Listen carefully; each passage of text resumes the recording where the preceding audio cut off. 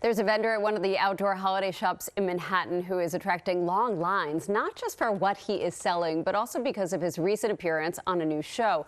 All of it is a recipe for a successful new business. Morning.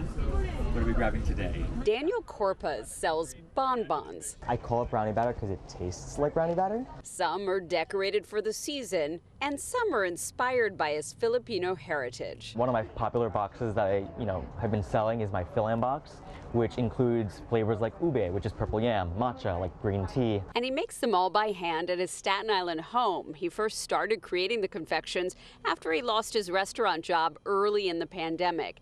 That led to a spot on a streaming food show, and now his fans seek him out at the Columbus Circle Holiday Market. It's so nice to meet you. I'm such a big fan of the It's just enjoyable to watch him, and I was really looking forward to tasting some of those bonbons that he makes. Bonbons that are selling like hotcakes. 12 minutes into the market being open, and I'm about to run out. In fact, he sells out every day, usually within the first 20 minutes of opening. A box of 12 chocolates goes for $44. Is it everything you imagined?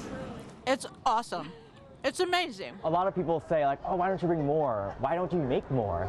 And literally my answer is because these two hands cannot keep up with the demand. He paid the rent on this 8 by 5 foot booth in just 2 days. I did like the math. I've made about 15,000 pieces this month alone, by hand, with no machines or no help, which is an insane thought. But Daniel did just buy a tempering machine and plans to open a shop next year.